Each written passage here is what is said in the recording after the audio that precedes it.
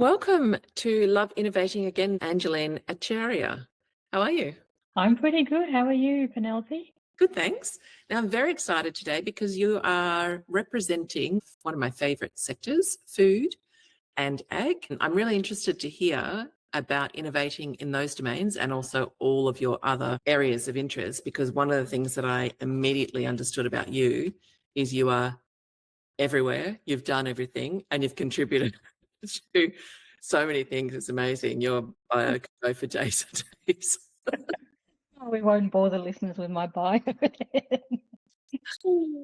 So I won't go through the alphabet of your credentials, but I'll include your LinkedIn link and people can see there how exceptional you are. But also there's a whole range of YouTube links that you've for what you've created, what you've spoken about in your past. So really, to summarize you, you're a global luminary in industry and commercializing innovations, which is incredible. And at the moment, you're the CEO of Innovation Game Changes, and you're also the Australian Chair of Agri-food Innovation. So look forward to hearing about both of those. There's a whole range of initiatives that you've brought to market, including the G100 Mission Million and advising a range of industry groups in terms of beanstalk, ag tech, and really helping organisations transform. And you've been doing this for over 25 years with a whole range of multinationals, such as Simplot, Mondelez International, Yum Brands, Fonterra, Mars Corporation, and Monash. So your impact in agri-food sectors has really been profound, and it's one of the key components that you've contributed to Australia is the co-founding of the Monash Food Innovation Centre, which is a world first industry collaborative hub. And that was done with Mondelez International and the Victorian government and still in play today. It is. Yeah. As I understand it, the role of that hub is really to connect industry, research, government-enabled SMEs, startups and corporates to really scale their innovation for sustainable growth domestically and internationally. So that's incredible. And it doesn't stop there, Angeline. You've commercialised 1,200 plus, mustn't forget the plus, innovations globally in agribusiness, FMCG, food service and e-commerce. So really, to summarise, you are a trailblazer.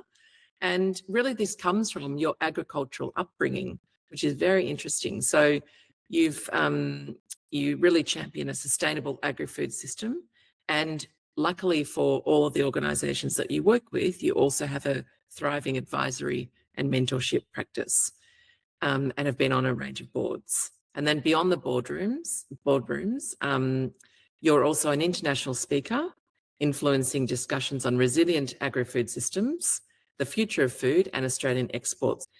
In 2024, you've been recognised as a global top voice for leadership and influence. Well done. And you continue to value add products in terms of alignment between consumer and planetary needs, meaning you're a real force for positive change. You are genuinely inspirational and really testament to the power of transformative collaboration, passion, dedication to a connected and sustainable world. So amazing. Wow. Thank you for that very kind introduction.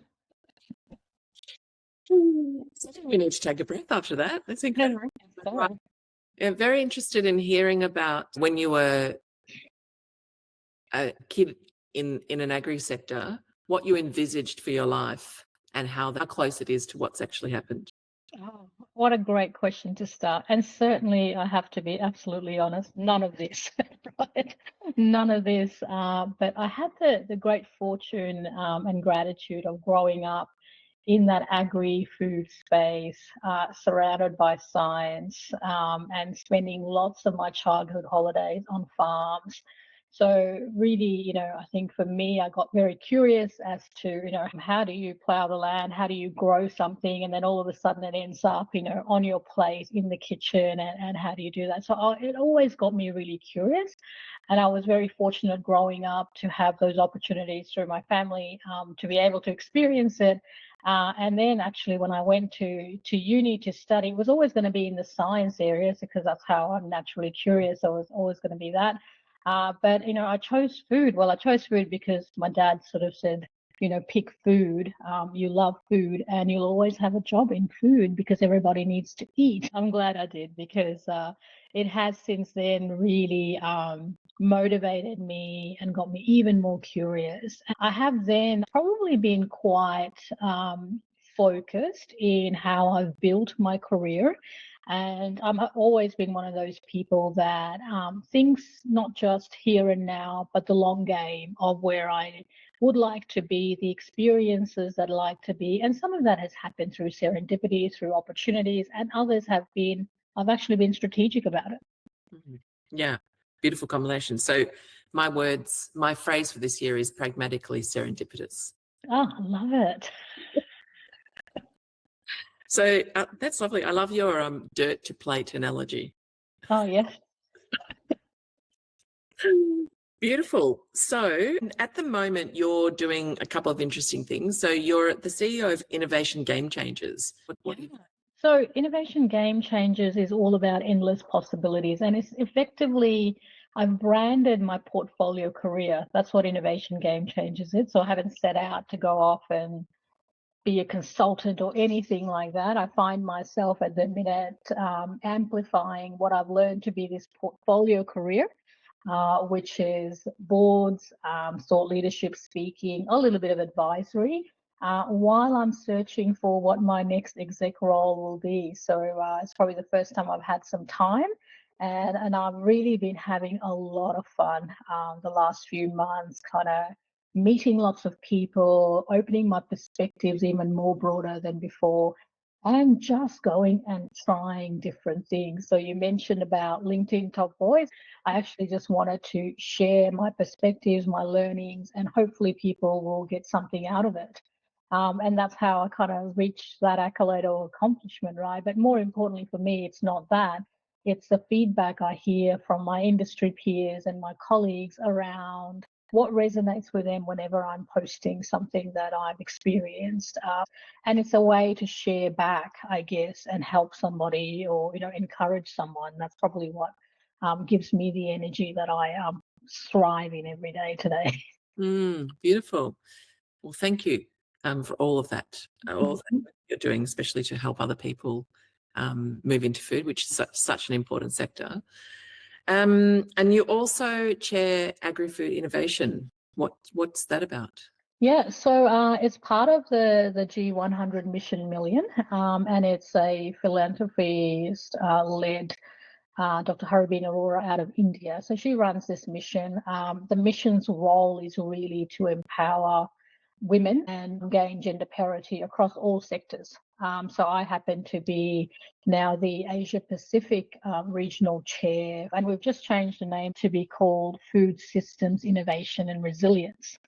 And there's a reason for that as well, because we truly and globally need to work together in a much more holistic ecosystem and connected way around our total food system. So rather than looking at, pre-farm gate and then post-farm gate, which is what agriculture and food manufacturing does in this country and other places around the world, we have to look at it as a food system, a connected food system, because an action on farm will have an impact further down the chain, and an action further down the chain, even at a consumer, a supply chain level, can have an impact on the other side as well. So we've got some good challenges and some meaty challenges that I'm looking to do. So the last few years I've managed to bring on a number of women leaders who are very well versed in their spaces around that whole food system.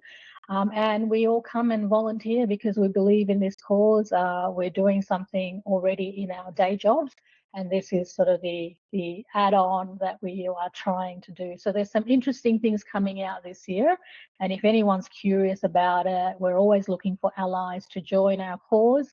It's all pro bono, but hopefully, I always believe when you get a few people together who are passionate and energetic, you can definitely make a dent. Absolutely. Yeah, it's the law of small teams. Absolutely. Beautiful. We've heard a little bit about what you're doing now, but you've had a really rich history, including working in lots of corporate roles. So can you talk about a couple of the key themes across those roles and potentially some learnings.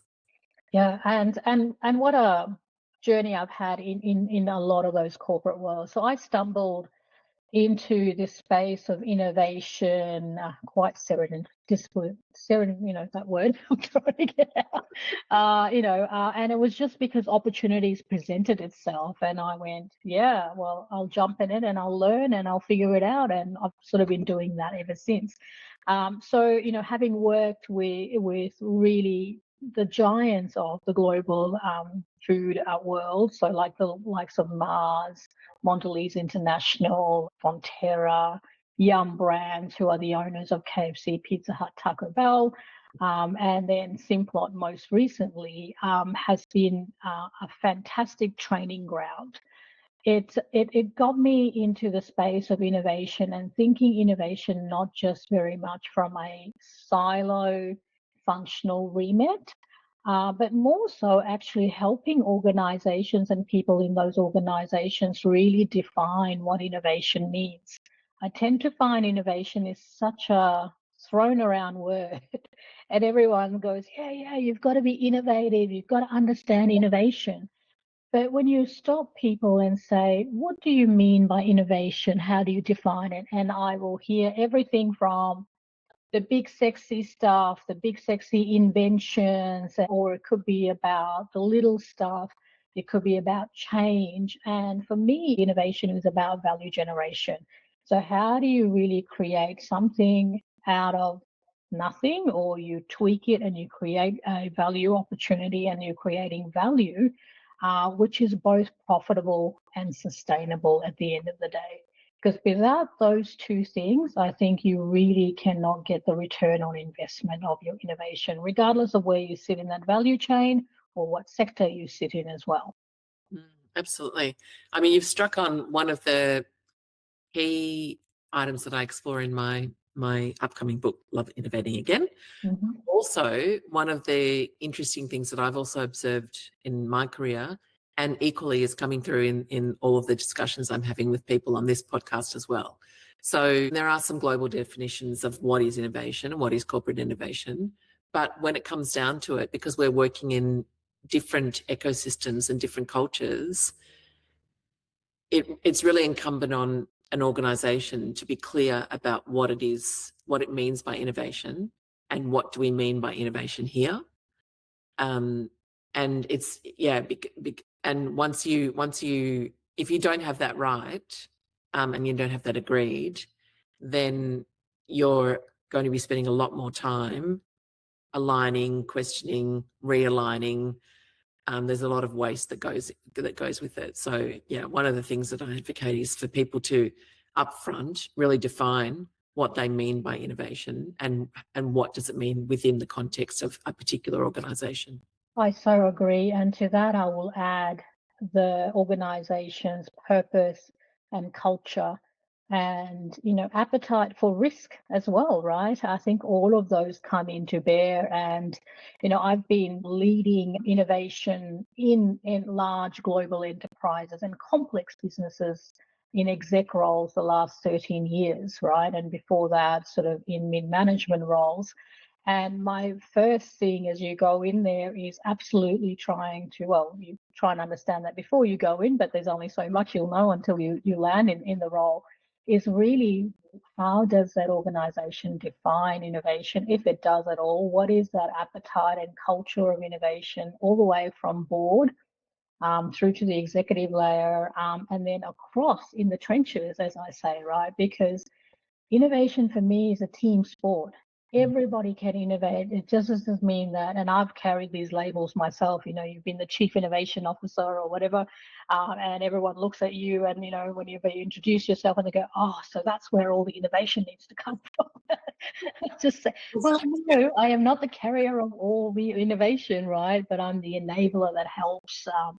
And it is a human thing. And I think sometimes when we speak innovation and we try and do change across the enterprise, it's so process driven. We forget about the human piece. It's the humans who actually, think of the ideas. It's the humans who have to then nurture those and have to then execute it and make sure it happens out there. In all of those roles, I've tried to make sure that human and process connection comes hand in hand rather than process driving the humans, if you will. Absolutely.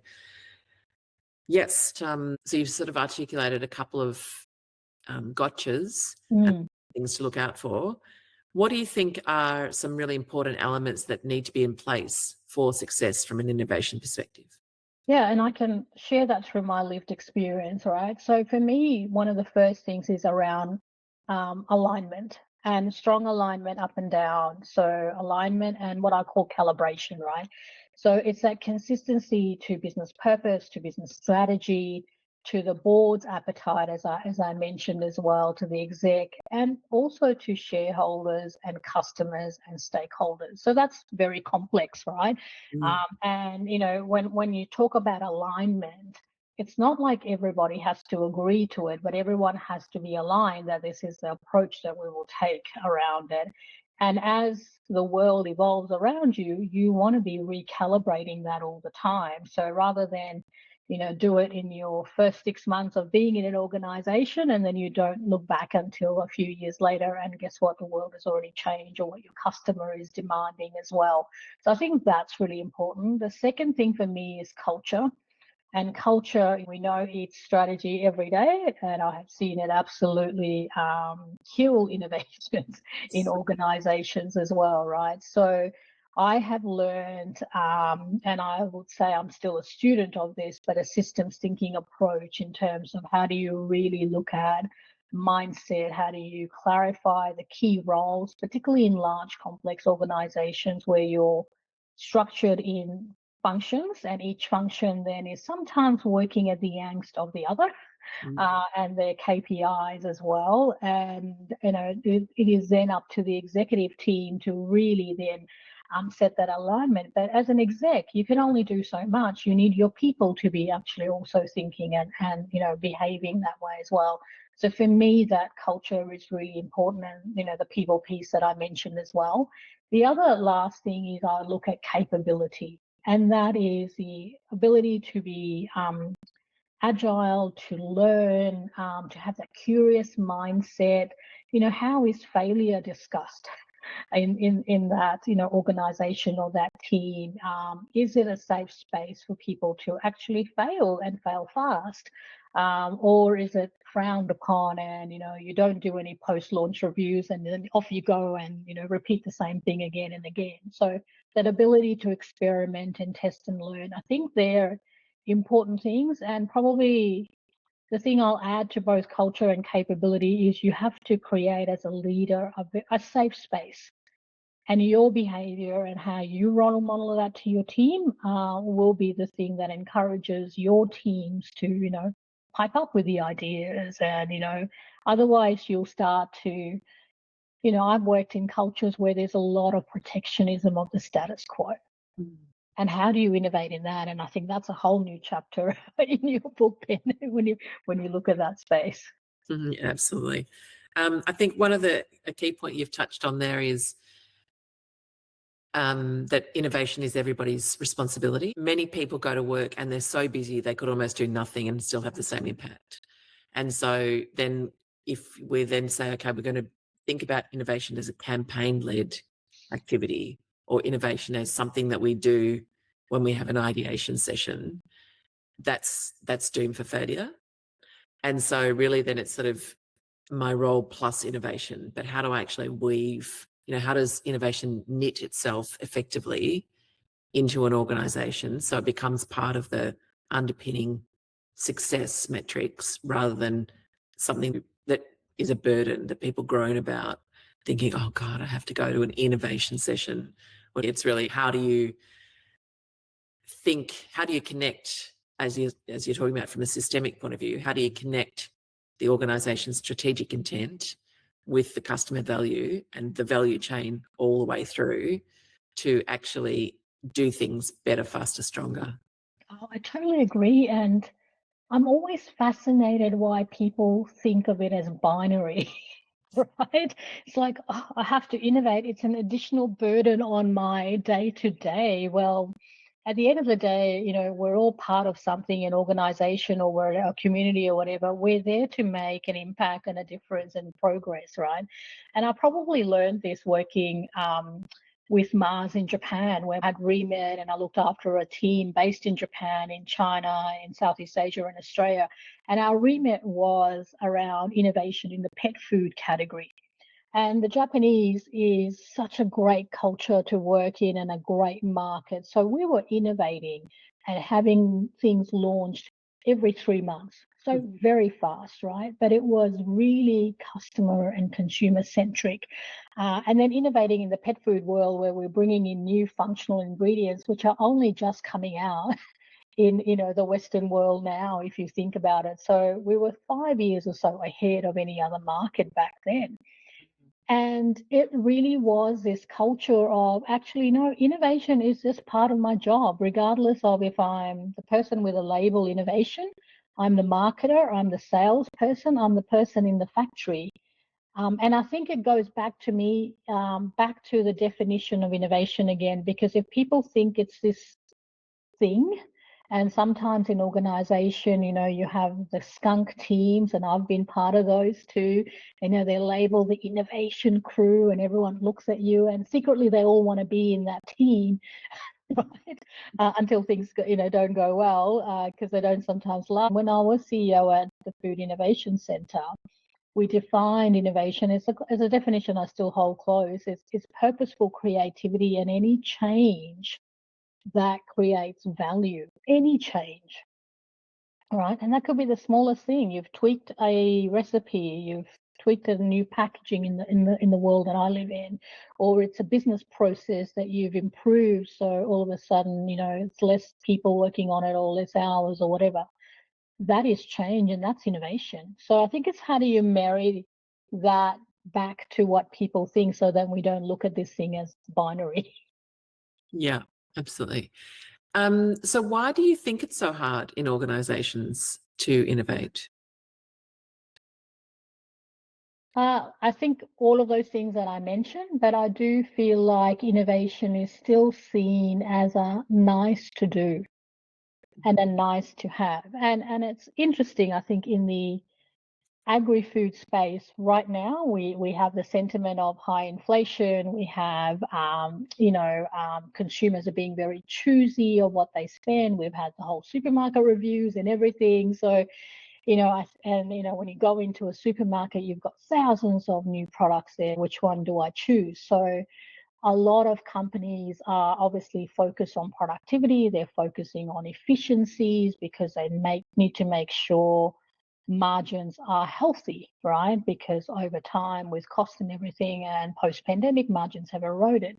So companies then look at innovation as new product or something big that you need to do. But what they're actually doing is they're being innovative already, because they're finding efficiencies, they're transforming their teams and their businesses to be ready, right? And because it's seen as this other thing, and usually it's in the marketing function or in the R&D technical function that you get the labels of innovation. And so it's kind of parked there, and you guys will do those growth things, and that's your job, when really it's about enterprise-wide innovation. And that's what I love doing at Simplot in my role. When I went in, I said to the MD, I just don't want my role to be functional. It has to be enterprise-wide innovation, because there's a lot of value that I can't find in isolation without the support and the help of my peers and the other teams as well. Absolutely, yeah. Cross-functional piece is really important. I'm one of the things that I'm really in favour of is resistance enabling creativity, and so that's what you're sort of highlighting in terms of what's happening in the food system at the moment. So there's so many downward pressures, and out of that, hopefully, will come some great innovations. Yeah. Absolutely, and I always say this: you've got to innovate when things are great, not when you have a shit moment and, oh my God, where are those innovative ideas and those people that we need to do this, right? And that does tend to happen.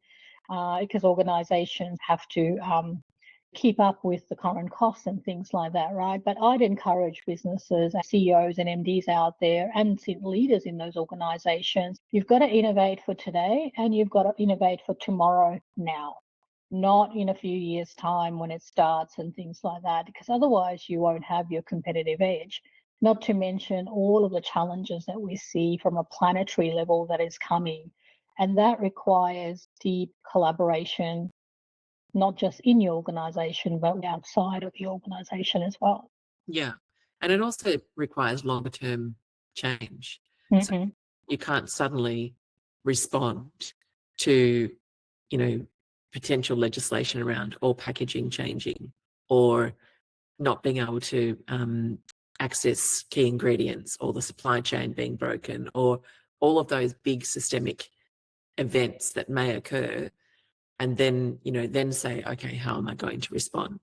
Yeah. It's really about, thinking some of that through first. Yeah. Otherwise, you're reacting, right? And I think we all kind of learned that through the whole pandemic process that happened to us.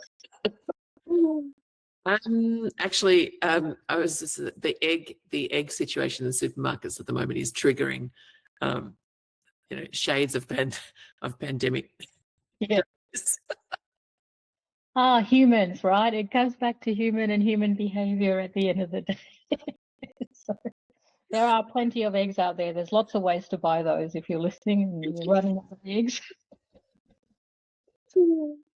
So let's hear about any of your go-to innovation tools or techniques that you have in your kit bag. I'm always growing the toolkit. I guess a couple of things that I have learned. One is whenever I'm looking at innovation is to look at it with a portfolio approach. So that's, as I mentioned, innovation for today versus innovation for tomorrow. And it's not the same thing, the same approach that you can apply to that. So what I'd encourage, people to kind of have a look at is how do you look at your innovation in a portfolio? And some companies have a 70%, 30, 10 kind of thing, 10% blue skies, 30 medium and 70 kind of here and now. There's different formulas. And again, that needs to be very much aligned back to your growth strategies and your appetite for risk. So that whole toolkit of sort of how do you look and prioritize innovation in a portfolio approach is a great tool that I've certainly applied in many of the roles that I have been and gotten organizations and teams to think in both of those spaces, right? Because sometimes, they look, I can't think beyond 12 months or 18 months. Well, yes, you can if you allow the time to do it. And it depends where you prioritize or you organize so that there are people who are looking at that longer term and then people who are looking at the shorter term in execution, right? So there's ways to do that, but they must be connected. The second tool that I'm really liking and using a lot is around sort of using scenarios and the possibilities, right? One of the spaces, obviously, working in consumer goods is our customer are the retailers, and then our consumer is all of us and the people who buy. And consumers are great at telling you when you put something in front of them, whether they like it or not. They'll say in a fishbowl or a focus group, yeah, I'll buy it. And hopefully not many people are doing focus groups anymore, but are more going and fishing where the fish are, right? So doing a lot more ethnography type things. And what I found is that they're great at telling you and giving you feedback on the here and now stuff, but not on the future stuff. So the art of using sort of scenario planning and looking at different possible futures and targeting maybe some of these early adopter consumers can actually help you really define what could be the possibilities. And then you work through an iterative process of doing that. That is something that I'm really enjoying and have used quite successfully with different organizations. The third one for me is, and it's not really a tool, it's actually just listening.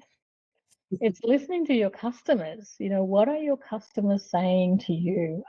In the FMCG space, we have advantage survey scores from retailers as well as B2B businesses. So each, if you sign up to that, each company can get that information.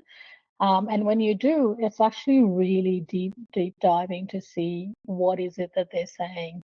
How do they see you as their supplier? And getting sticky with your customer very early in their innovation cycle is so important. A lot of companies still innovate and then they'll go, ta-da, and then the customer goes, what is this and what are you trying to do, right? So how do you really cut that cycle, but also get very purposeful with your innovation so that it sticks on the shelf? Because in FMCG, 9 out of 10 innovations fail in the first 12 months of launch. That's the stats you're working against.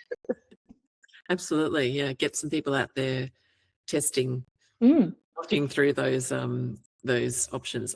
Yeah, I mean, I love when you go to supermarkets and there's people handing out different options. I'll always have a try and give my feedback. Yeah, Right, we like that. I hope you buy then. Sometimes.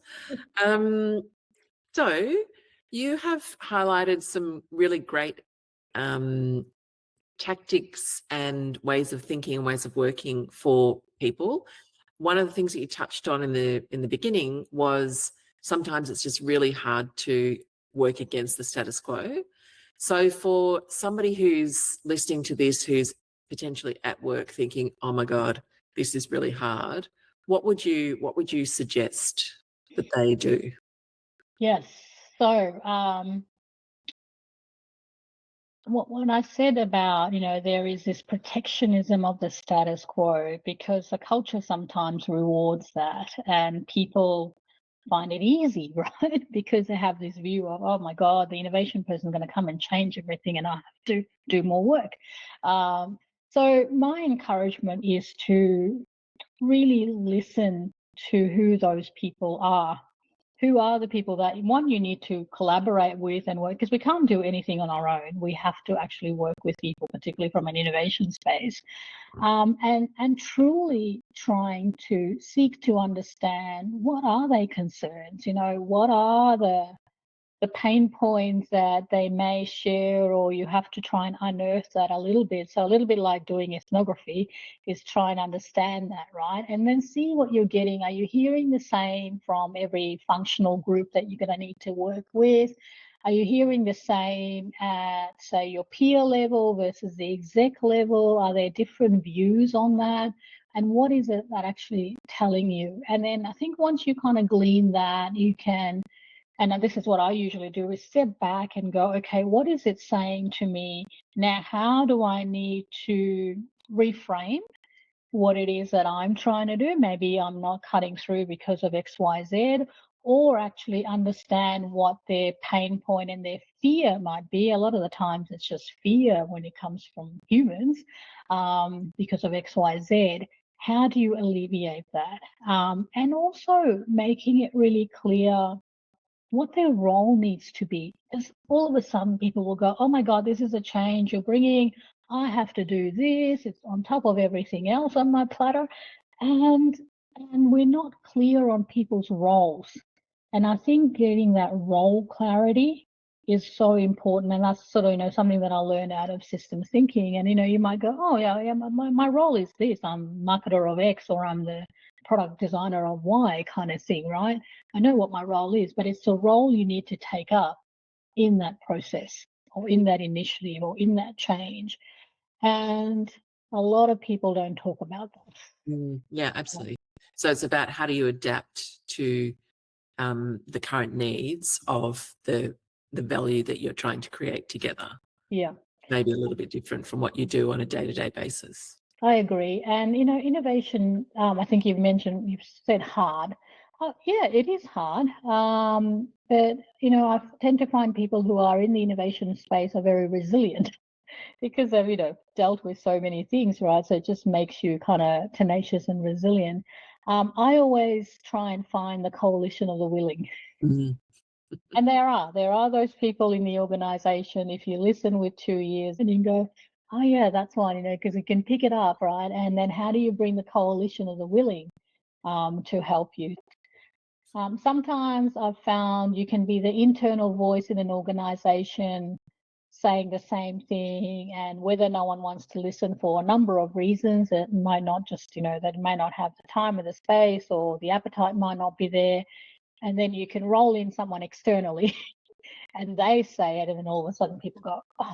But I'm not advocating you go and get consultants. I'm just saying sometimes it's an outsider view in that makes people almost, you need to jolt thinking in today's currency to go, oh, okay, how could I do this as well?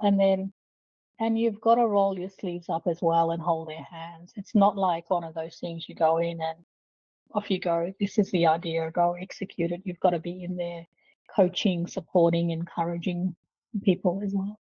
Yeah, beautiful. So you've sort of just outlined what my next question was going to be, which was how do you keep yourself energized for the longer journey? But I think the rolling up the sleeves, I also quite often bring in external experts. Mm-hmm. You don't always have to necessarily pay them if you run brown bags or that sort of thing at lunchtime. And equally, I've done the same for other people in their organizations. So it can be a kind of, quid pro quo contra deal to say, okay, let me help you explain what you're saying from my mouthpiece. Mm-hmm. Absolutely, yeah. And be surrounded with people who are on similar missions and journeys, right? There's, I am very fortunate. I have a group and a few people that I can always call on, and we bounce off each other as well and share. And it's all in different sectors, right? But we're all in the innovation, in the growth game, and we feel the pressure of an organization's growth aspirations. I've learned lots of things that way as well. Yeah, exactly. So, what do you love about innovating? What don't I love? I love the fact that I see impact. I can, and that's the thing that drives me. What drives me is that value generation and creation and impact. And when I can do that, and regardless of what that is, it doesn't have to be a product, it can be a process, it can be, the enhancement or an involvement of a culture. And so that absolutely thrills me, and that gives me the energy to do more of it. I mentioned I worked in Japan, so I really learned the art of Kaizen. And I think, that has absolutely, was always in there, and I just didn't have a label on it. It has helped. And I think the other thing is I'm passionate about this sector that, I've spent the last 25 years in, and I hope to do more of that moving forward. When you look across the portfolio, the people that you work with and how they have grown and gone on to different roles and organizations, that makes me really energized. Beautiful. That sounds lovely. Well, what a beautiful conversation that we have had. I've loved your origin story and how you did listen to your father, which is a great thing to do, and the contribution that you've made to Australia and the world in terms of your innovation and your commitment to enabling more effective systemic food supplies is incredible. So thank you for that, and thanks for this conversation. Oh, thank you for the opportunity, Penelope, and I'll look forward to reading that book when it's out. Me too.